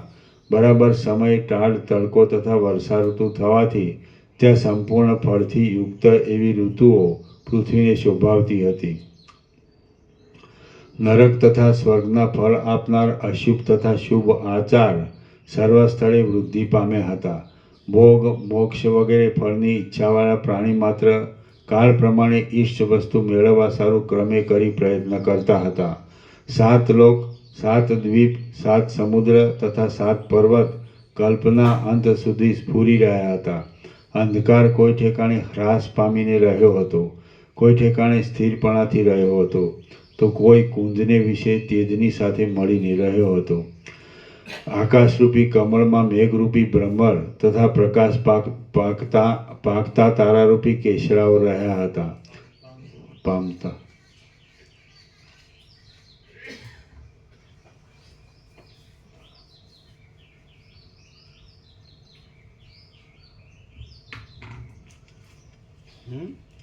આકાશરૂપી કમળમાં મેઘરૂપી ભ્રમર તથા પ્રકાશ પામતા તારારૂપી કેસરાઓ રહ્યા હતા. શાલ્મલીના ફળના મધ્ય ભાગમાં જેવી રીતે રૂ રહી હોય છે તેવી રીતે મેરુ વગેરે પર્વતની મધ્ય કુંજમાં ગાઢું ઝાકળ રહ્યું હતું. અંતઃપુરમાં રહેલી અંગનાની પેઠે તે બ્રહ્માંડરૂપી અંતઃપુરમાં પૃથ્વીરૂપી અંગના રહી હતી. તે ગુગવાટી કરતા સમુદ્રના શબ્દરૂપી શબ્દવાળી લોકાલોક પર્વતરૂપી કટી મેખલા શોભતી હતી. તે અંધકારના ખંડો ઇન્દ્રનીલમણીના જેવી પ્રભાવાળા હતા અને તે પ્રભા પોતાની અંદર રહેલા રત્નથી શોભતી હતી. તેને ધાન્યરૂપી અધર સુધા હતી અને તેને પ્રાણી માત્રના શબ્દરૂપી વાણી વિલાસ હતા. અંગનાની જેમ તે જાણે ભુવનરૂપી પોતાના અંતઃપુરમાં રહી હતી. તેને ગૌરવર્ણના અંગની પંક્તિના મધ્યમાં રાત્રિની પંક્તિ શોભતી હતી અને પદ્મ તથા ઉત્પલના જેવી તેની વત્સરની શોભા જણાતી હતી. ભિન્ન ભિન્ન વિભાગમાં રહેલા લોકની કાંતિ દાડમની કાંતિ જેવી લાલ લાલ શોભતી હતી. ત્યાં ઊંચા તથા નીચા ભાગમાં જા આવ કરતી 3 લોકમાં જતી અને 3 પ્રવાહમાં વહેતી ગંગા નદી ચંદ્રકલાની જેમ શુદ્ધ રીતે તથા જગતના યજ્ઞોપવીતની જેમ સ્ફુરી રહી હતી. દિશારૂપી લતામાં વીજળીરૂપી પુષ્પ તથા વાયુથી હાલતા મેઘરૂપી પલ્લવો આમ તેમ જઈ રહ્યા હતા, ખરી પડતા હતા અને ઉત્પન્ન થતા હતા. ઉપર પ્રમાણે જોયેલ સમુદ્ર, પૃથ્વી તથા આકાશની પદવી ગંધર્વનગરમાં રહેલી ઉદ્યાન લતાની પેઠે શોભતી હતી. ઉંબરાના ફળ ઉપર જેવી રીતે મચ્છરો ગણગણે તેવી રીતે તે બ્રહ્માંડના મધ્ય ભાગમાં દેવતા, અસુર, મનુષ્ય તથા ઉરગ ગણ રહ્યા હતા. યુગ, કલ્પ, ક્ષણ, લવ, કલા તથા કાષ્ઠથી યુક્ત અને સર્વનો નાશ કરવાની વાટ જોતો કાળ પોતાનું કામ કરતો હતો. આ પ્રમાણે મેં એટલે બ્રહ્માએ પોતાના શુદ્ધ ચિત્તથી 10 બ્રહ્માંડ જોયા અને તેથી વિસ્મય પામી વિચાર કર્યો કે માંસરૂપી બહારના નેત્રથી આ બ્રહ્માંડ જોવામાં નથી આવતા તથા શુદ્ધ ચિત્તથી અંતઃકરણમાં દેખાય છે તેનું શું કારણ? એ પ્રમાણે ઘણીવાર સુધી વિચાર કરી મેં બ્રહ્માંડમાંના એક સૂર્યને પાસે બોલાવ્યો અને તેને આ પ્રમાણે પૂછ્યું કે હે દેવદેવેશ, હે ભાસ્કર, હે મહાકાંતિમાન, તમે ભલે પધાર્યા. હે અનગ, તમે કોણ છો તથા આ જગત કેવી રીતે ઉત્પન્ન થયું? હે ભગવાન, તમને જો આ ખબર હોય તો કહો. એવા મારા વચન સાંભળીને સૂર્ય દેવતાએ મને નમસ્કાર કર્યા અને સુંદર વાણીથી મને આ પ્રમાણે કહ્યું. સૂર્ય દેવતા બોલ્યા, હે ઈશ્વર, તમે આ દ્રશ્ય પ્રપંચનું નિત્ય કારણ છો, છતાં કેમ નથી જાણતા અને કેમ પૂછો છો? હે સર્વ સ્થળે રહેનારા બ્રહ્મા, જો તમને મારું વચન સાંભળવાનું કુતૂહલ હોય તો હું આ જગતની અચિંતિત ઉત્પત્તિ તમને કહું તે તમે સાંભળો. હે ઈશ્વરાત્મન, હે મહાત્મન, આ જે સત તથા અસત કળા વડે વિસ્તાર પામ્યું છે અને જે સત તથા અસતના બોધને મોહ આપનારી અવિરત રચનાઓ વડે વિલસે છે તે માત્ર મનોવિલાસ છે એમ તમે સમજો. શ્રી યોગ વાસિષ્ઠ મહારામાયણમાં ઉત્પત્તિ પ્રકરણનો બ્રહ્માદિત્ય સમાગમ નામનો સર્ગ 85મો સમાપ્ત. સર્ગ 86મો. આ 86મા સર્ગમાં ઇન્દુ નામના બ્રાહ્મણે સ્ત્રી સહિત તપ કર્યું. તેથી મહાદેવજીએ પ્રસન્ન થઈ 10 પુત્ર આપ્યા. તેમાંથી મોટા પુત્રના ઉપદેશથી તે 10 ભાઈઓને બ્રહ્માની અહમ ભાવના થઈ એટલી કથા કહેવાશે, એટલી કથા આવશે. હિન્દુ બ્રાહ્મણની કથા. સૂર્ય દેવતા બોલ્યા, હે મહાદેવ, કલ્પના અંતે તમારો દિવસ અસ્ત થયો ત્યારે જંબુદ્વીપના એક ખૂણામાં કૈલાસ પર્વતની તળેટીમાં સુવર્ણ જટા નામના એક દેશમાં મરીચી વગેરે તમારા પુત્રોએ પ્રજાના નિવાસ માટે સુખકારી અને સુશોભિત એવા મંડળની કલ્પના કરી. તે દેશમાં અતિ ધર્માત્મા, બ્રહ્મને જાણનાર, શાંત અંતઃકરણવાળો તથા કશ્યપ કુળમાં ઉત્પન્ન થયેલ ઇન્દુ નામનો એક બ્રાહ્મણ હતો. તે બ્રાહ્મણ નિત્ય પોતાના દેશમાં રહેતો હતો અને તેને પોતાની ભાર્યાઓ પર પ્રાણ સમાન પ્રેમ હતો. પણ જેમ મરુદેશમાં ખડ થતું નથી તેમ તે સ્ત્રીથી તે બ્રાહ્મણને પુત્ર થયો નહીં. આથી ફળ વિનાની તે સ્ત્રી પણ શોભતી નહોતી. તે સ્ત્રીનું અંગ સમાન હતું, તેનો વર્ણ ગૌર હતો અને તે પોતે શુદ્ધ હતી, તો પણ સરની લતાની પેઠે તે ફળ વિનાની હતી. ત્યાર પછી પુત્રના દુઃખથી ખેદ પામી તે બંને સ્ત્રી પુરુષ કૈલાસ પર્વત ઉપર જઈ તપ કરવા માંડ્યું. વનમાં ઉગેલા જાણે વૃક્ષ હોય તેવી રીતે ભૂખથી વીંટાયેલી કૈલાસ પર્વતની તે શૂન્ય કુંજમાં તે બંને સ્ત્રી પુરુષ ઊભા રહ્યા. દિવસના છેલ્લા ભાગમાં એક ચાગડું પાણી પીને તેમણે ઝાડની પૂંઠે ઊભા રહી ઘોર તપ કરવા માંડ્યું. તે બંને એ પ્રમાણે ત્રેતાયુગ તથા દ્વાપર યુગ એ 2 યુગ ગયા ત્યાં સુધી વૃક્ષના જેવી વૃત્તિનો આશ્રય કરીને હાલ્યા ચાલ્યા વિના ઊભા રહ્યા. પછી દિવસના તાપથી તપી રહેલા કુમુદો ઉપર જેમ ચંદ્ર પ્રસન્ન થાય તેમ ચંદ્રકલાને ધારણ કરનાર તે મહાદેવ એ પતિ પત્ની ઉપર પ્રસન્ન થયા. જેમ વસંત ઋતુ લતા અને વૃક્ષથી ભરેલા ભાગમાં આવે તેમ તે દેવેશે પતિ પત્ની જ્યાં જપ કરતા હતા ત્યાં આવ્યા. તપ.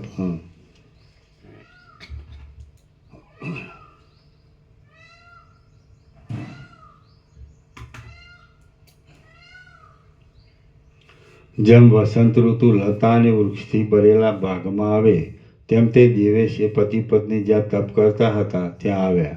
જેમ 2 કુમુદો વિકસિત મુખે ચંદ્રના દર્શન કરે તેમ પ્રસન્ન વદને તે યુગલે ઉમા સાથે આવેલા તે વૃષભ વાહન શશધર શંકરના દર્શન કર્યા. જેમ આકાશ અને પૃથ્વી પરિપૂર્ણ ઉદય પામેલા ચંદ્રને પ્રણામ કરે તેમ તે બંને હિમ જેવા ઉજ્જવલ તે મહેશ્વરને પ્રણામ કર્યા.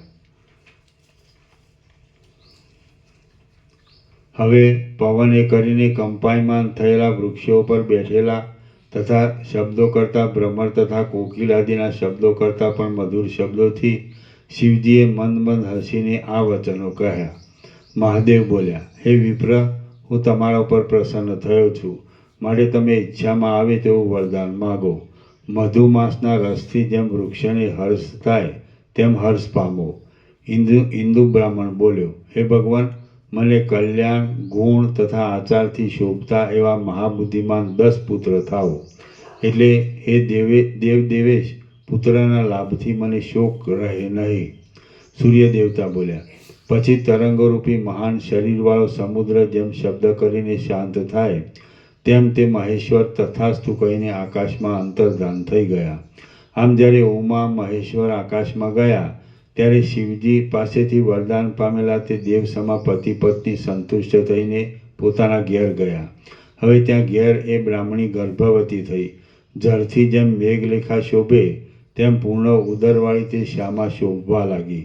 પછી જેમ પૃથ્વીમાંથી નવાંકુરનો જન્મ થાય તેમ યોગ્ય કાળે તેને પડવાના ચંદ્ર જેવા 10 કોમળ પુત્રોનો જન્મ થયો.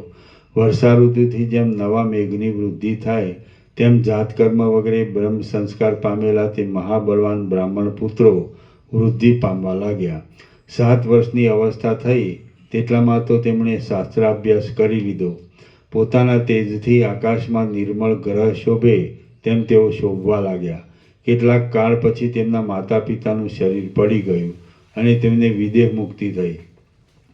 આ પ્રમાણે માતા પિતાના વિરહથી ખેદ પામેલા તે 10 ભાઈઓ પોતાના ઘરનો ત્યાગ કરી કૈલાસ પર્વતના શિખર ઉપર ગયા અને ઉદ્વેગથી વિચાર કરવા લાગ્યા. એ ભાઈ, આ જગતમાં પરમ કલ્યાણ શું છે, પરમ ઉચિત શું છે, તથા જેથી દુઃખ ન થાય તેવું શું છે, મહત્વ શું છે, ઐશ્વર્ય શું છે, તથા મહાન વૈભવ શું છે. એક ઘર તથા એક ગામના રાજા કરતાં ઝાઝા માણસોનું ઐશ્વર્ય એ વધારે સારું છે, પણ ઝાઝા માણસનો ઈશ્વર હોય તો પણ એક ખંડના રાજા પાસે કાંઈ ગણતરીમાં નથી, અને આખા દેશના રાજાની પાસે એક ખંડના રાજાની સંપત્તિ પણ કોણ માત્ર છે. દેશના રાજા કરતાં પણ ચક્રવર્તી રાજા ઉત્તમ મનાય છે, પણ ઇન્દ્ર દેવતાની પાસે ચક્રવર્તી પણ હિસાબમાં નથી.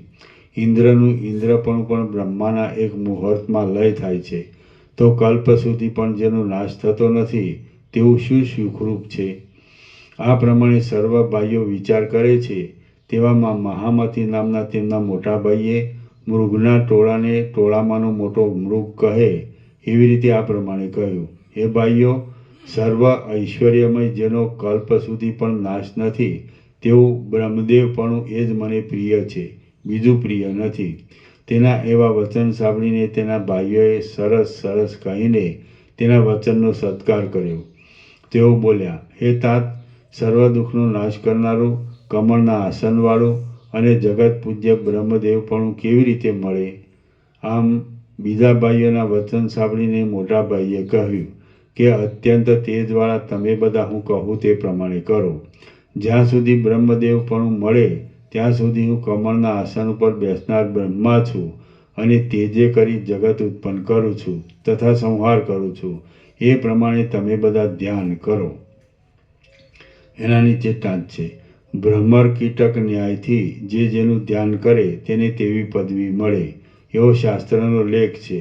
ભ્રમરી મટોળીના દર કરે છે અને બીજા ઝીણા કીડાને પકડી કરડીને પોતાના દરમાં મૂકી ભ્રમરી ઉડી જાય છે.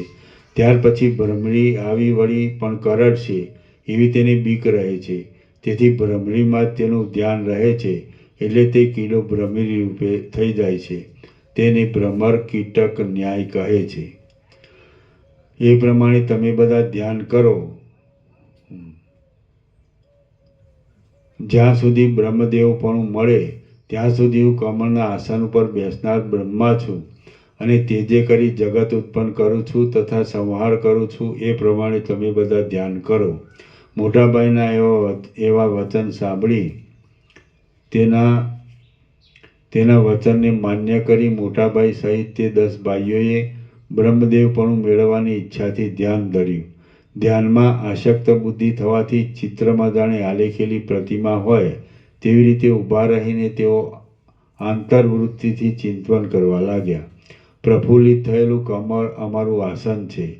અમે જગતને સર્જનાર બ્રહ્મા છીએ.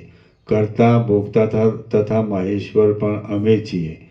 અમારી યજ્ઞમૂર્તિ છે તથા શિક્ષા વગેરે અંગ અને પુરાણ વગેરે ઉપાંગ સહિત યજ્ઞ કરનાર મહર્ષિઓ તથા સરસ્વતી અને ગાયત્રીથી યુક્ત મૂર્તિમાન વેદ આ અમારી પાસે છે, અને અમે તેમને ઉત્પન્ન કરેલા છે. લોકપાલનું આક્રમણ કરી સિદ્ધ મંડળ જેમાં ફરે છે એવો અત્યંત સૌભાગ્યવાળો સ્વર્ગલોક અમારી પાસે છે.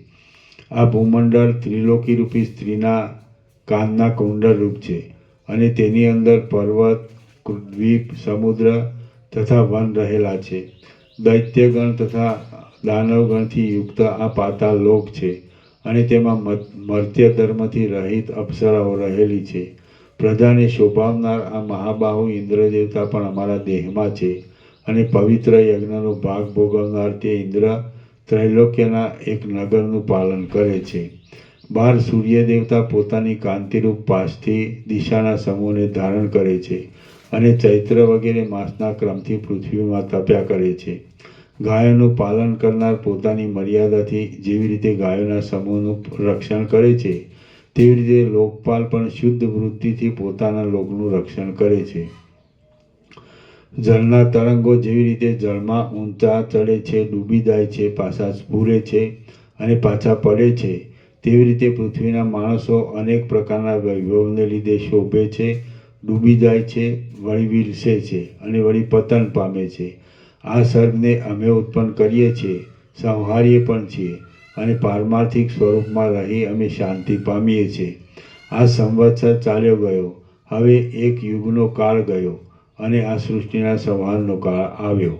આ આખો કલ્પ ચાલ્યો ગયો, હવે આ બ્રહ્માની રાત્રિનો વિસ્તાર થયો અને પૂર્ણ આત્માવાળા અમે આત્મા વિશે રહેલા છીએ.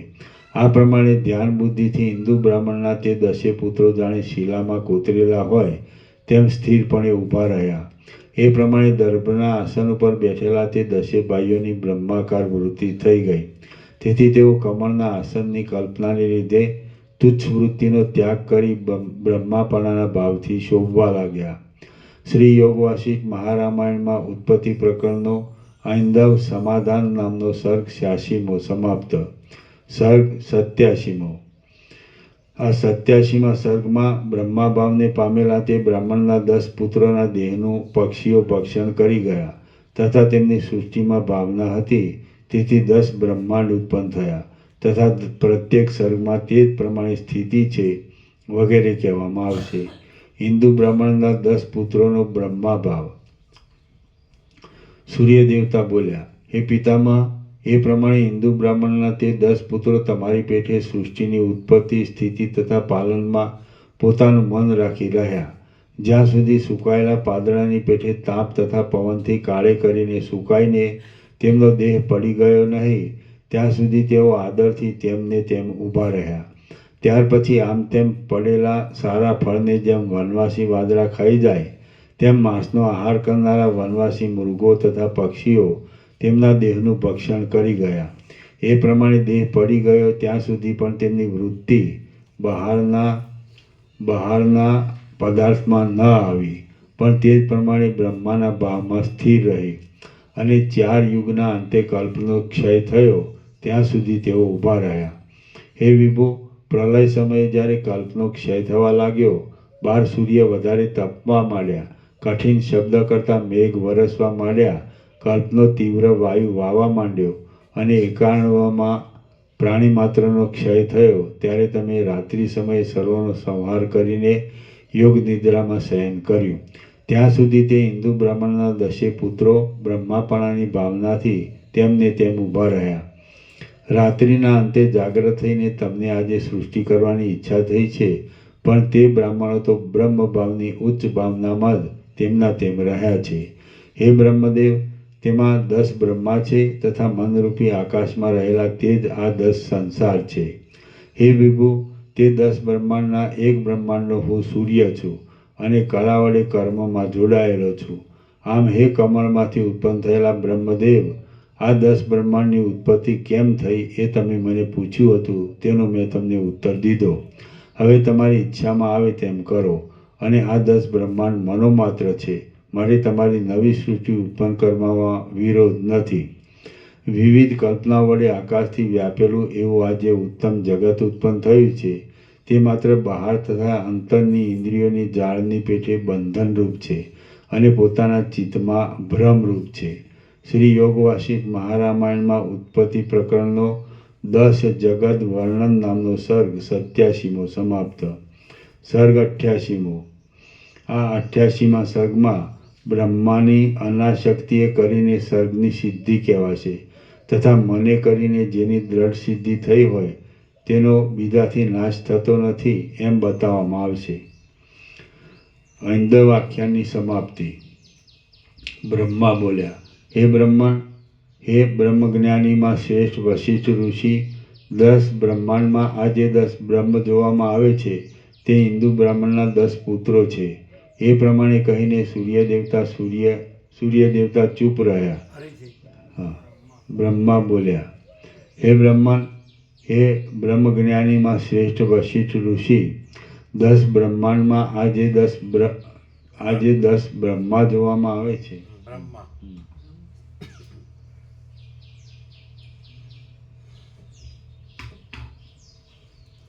બ્રહ્મા બોલ્યા, હે બ્રહ્મા, હે બ્રહ્મજ્ઞાનીમાં શ્રેષ્ઠ વશિષ્ઠ ઋષિ, 10 બ્રહ્માંડમાં આ જે 10 બ્રહ્મા જોવામાં આવે છે તે હિન્દુ બ્રાહ્મણના 10 પુત્રો છે.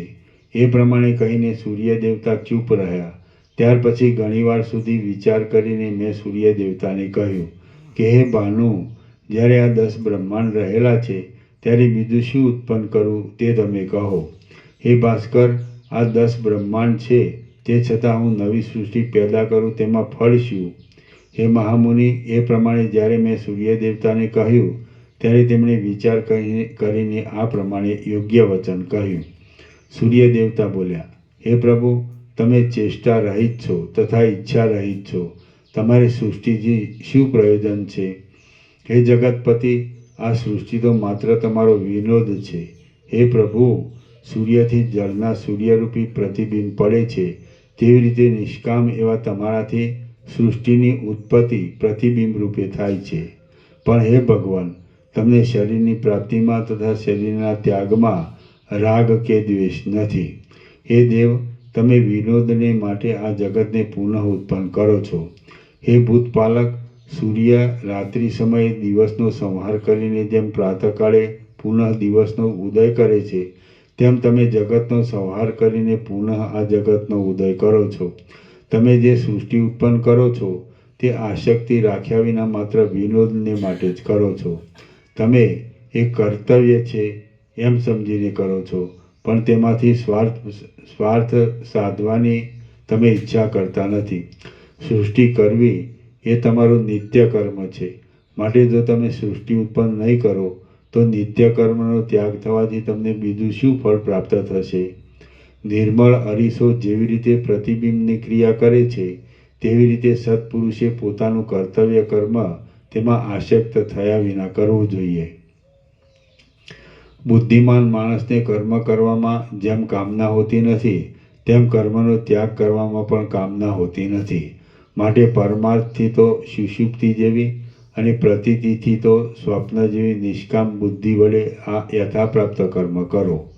હે સુરેશ્વર, હે જગન્નાથ, જો બ્રાહ્મણના 10 પુત્રોએ કરેલી સૃષ્ટિથી તમે સંતોષ પામશો તો હવે પછી પણ તેઓ પોતાની સૃષ્ટિથી તમને સંતોષ પમાડશે. વળી જે આ સૃષ્ટિ થયેલી છે તેને તમે ચિત્તરૂપી નેત્રથી જોઈ શકો છો, પણ સાક્ષાત ચક્ષુ ઇન્દ્રિયથી જોઈ શકતા નથી. માટે ચક્ષુથી જોઈ શકાય તેવી સૃષ્ટિ તમે કરો. જે માણસે પોતાના મનથી સૃષ્ટિ ઉત્પન્ન કરી હોય તે જ માણસ તે સૃષ્ટિને પોતાના નેત્રથી જોઈ શકે છે, પણ બીજો જોઈ શકતો નથી. માટે બ્રાહ્મણોની કરેલી સૃષ્ટિને તમે તમારા નેત્રથી જોઈ શકશો નહીં. તેમ બ્રાહ્મણોની કરેલી સૃષ્ટિ કોઈનાથી નાશ પણ થાય તેમ નથી, કારણ કે તેમણે પોતાના ચિત્તના દ્રઢપણાથી સૃષ્ટિ કરેલી છે. હે બ્રહ્મન, કર્મેન્દ્રિયો વડે કરેલા પદાર્થનો નાશ થઈ શકે છે, પણ મનઃકલ્પિતનો નાશ કોઈનાથી થઈ શકતો નથી. જે માણસના મનમાં કોઈ જાતનો દ્રઢ નિશ્ચય બંધાય છે તે નિશ્ચય પોતાને ફેરવતો હોય તો તે ફેરવી શકે, પણ બીજા માણસથી તેના મનના નિશ્ચયનું નિવારણ થતું નથી. દેહનો નાશ થાય તો પણ ઘણા કાળના અભ્યાસથી મનમાં જે દ્રઢ નિશ્ચય થયો હોય તેનો નાશ થતો નથી. વળી તેનો શાપથી પણ નાશ થતો નથી. જે માણસના મનમાં જેવો દ્રઢ નિશ્ચય બંધાય છે તે નિશ્ચયરૂપ તે પુરુષ છે. માટે તેનો નિશ્ચય ફેરવા સારું એકમાત્ર જ્ઞાન જ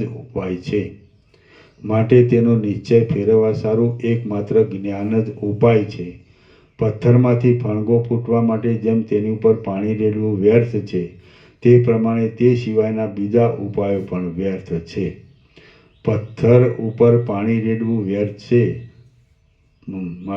પથ્થરમાંથી ફણગો ફૂટવા માટે જેમ તેની ઉપર પાણી રેડવું વ્યર્થ છે, તે પ્રમાણે તે સિવાયના એટલે જ્ઞાન સિવાયના બીજા ઉપાયો પણ વ્યર્થ છે. શ્રી યોગ વાસિષ્ઠ મહારામાયણમાં ઉત્પત્તિ પ્રકરણનો ઐંદવ નિશ્ચય કથન નામનો સર્ગ 88મો સમાપ્ત. ઓમ ઓમ ઓમ. 331. પ્રસાદ આપી દે.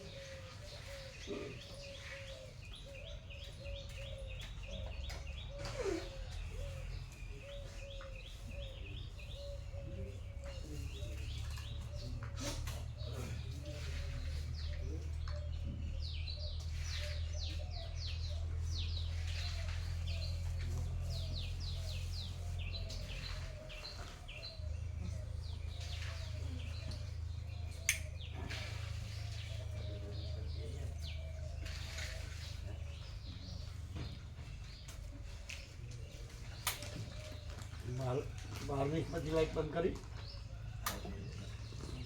બહારની બધી બંધ કરી.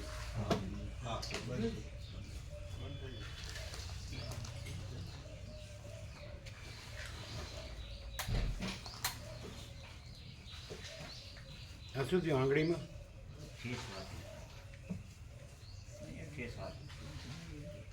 ઠેસ પથ્થર છે કઈ? आता है तेरी दारवाड़ी सामान्य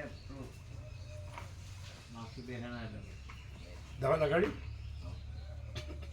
वही तो उधर तो ઠેસ ઠેસ આવીને?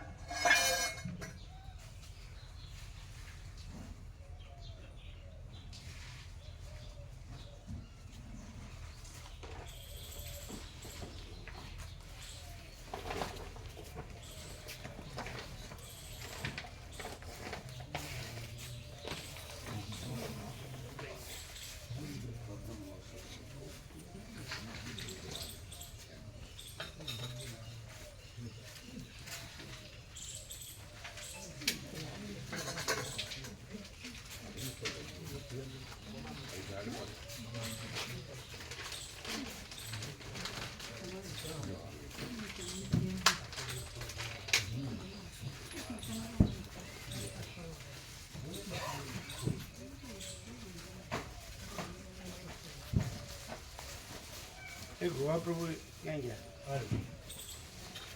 આપણે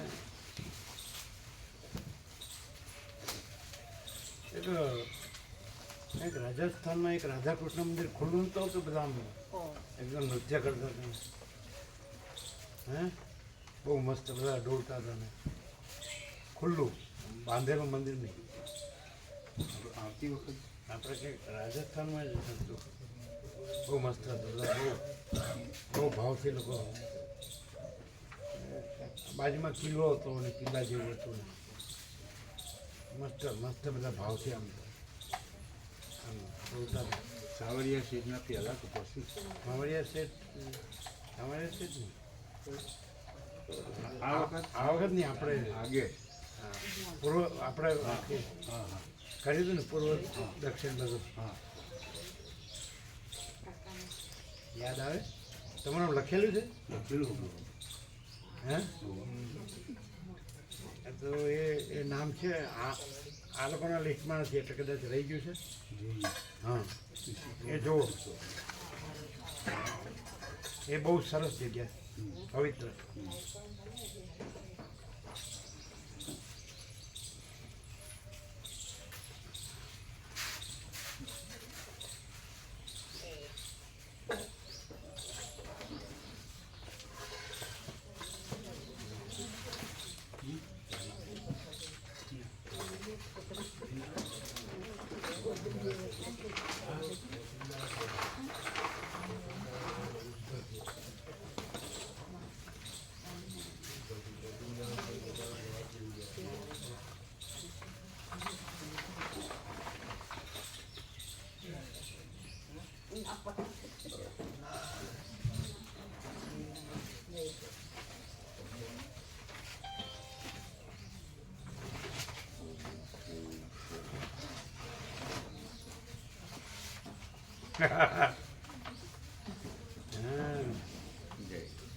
वशिष्ठ में सब टक पकड़ जाते हैं.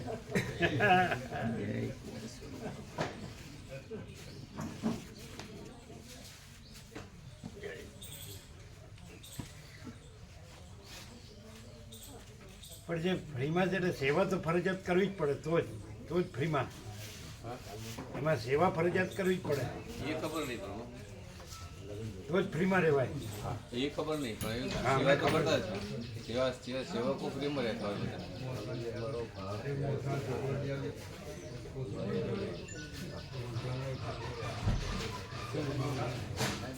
જે તમને સર્વાંતરમને પ્રેરણા હોય કે શ્રીખંડ લાવીએ. અચ્છા. બપોરનો જે પ્રસાદ છે દાળ ભાત રોટલી શાક એ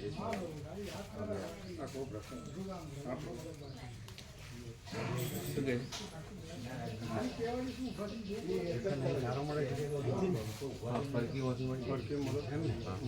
કેટલા જણ છો? 25.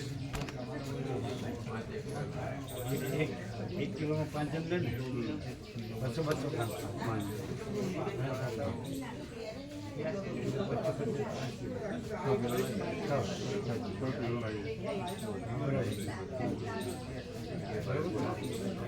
બીજો રોટલી હા બરાબર.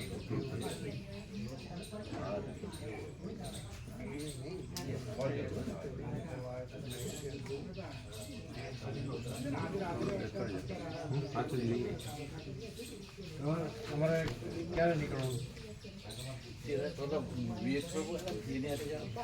વિવેક પ્રભુ આવવા જ બપોરનો પ્રસાદ લઈને જ અત્યારે પ્રસાદ નહીં 6 વાગે નીકળી જવું. એમણે રાજકોટ જવું. પછી નથી પછી આવીશું પાછા. બપોર પછી રાત ના અત્યારે ગાડીનું વાહન જે જવાનું છે ને એનો ટાઈમિંગ એને નક્કી કર્યો તે પ્રમાણે કરાઈ જશે. ત્યાંનો રાજકોટ અહીંથી અહીંથી પણ આ ભાઈ વિવેકભાઈ નીકળવાનો ટાઈમ નક્કી કર્યો. કરે છે ને હા પેલા એને સ્કૂલ છે ને એટલે શિડ્યુલ નક્કી જ છે. આ તો નક્કી છે આજે જવાનું નક્કી છે. વિવેક પ્રભુનો ફેરફાર થઈ શકે તો વિવેક પ્રભુનો ટાઈમ ફિક્સ હોય ને એટલે એ ટાઈમે જવું પડે ને. આજે પાણું છે નથી.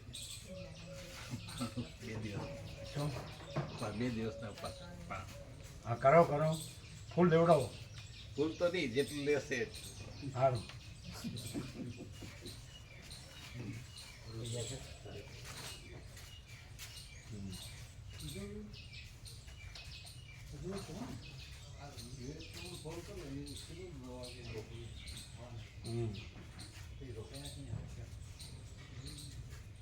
શાકભાજી તાજું લીલું કોણ લાવશે ને? બરાબર. વગર પ્રભુ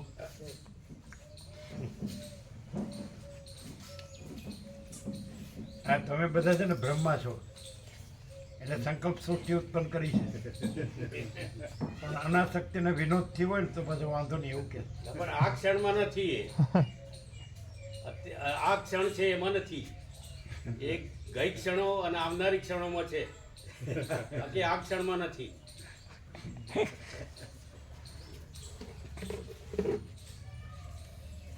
બધાનું મન છે એ જ બ્રહ્મા છે અને એની સંકલ્પ કલ્પના છે એ જ એની સૃષ્ટિ છે પણ એ ચિદાકાશમાં નથી. દેખાવ માત્ર છે, આભાસ માત્ર, સાચી નથી. કાલે પ્રભુએ કહ્યું ને કે પ્રભુ કે અમે જે છે એનું દર્શન કરીએ છીએ ને તમે બધા જે નથી એ જુઓ છો. એ કાલના મેં સાંભળી રાતે જે છે એ રહ્યા છે એમ કીધું. હે જે છે એ રહ્યા મારા દર્શન કરવામાં પ્રભુ છે કેમ તમે બધા જે નથી એ જુઓ છો. છે એનું અમે તો દર્શન જે કરે છે છે. એ રહ્યા છીએ, રહ્યા છે. હા, જે છે એ રહ્યા રહ્યા છીએ. છે. પરમ ચિદાકાશ પરમ ચિત્યાખંડ. અને તમે નથી એને જુઓ છો અને એટલું જુઓ છો નહીં, નથી એને ગણો છો અને અમે નથી એને ગણતા નથી. તમે કે તમારે આંખો છે ને દેખાતું નથી પણ અમે દેખાય છે પણ ગણતા નથી. તમે દેખાય છે ને ગણો છો એવું કીધું હતું. એવું ને? અને પછી અમે જે છે એ રહ્યા છીએ, આ દેખાય છે એ રહ્યા નથી. બહુ ક્લિયર હતું. એ હનુમાનજીને પૂછડી હતી, આ હનુમાનજીને પૂછડી નથી.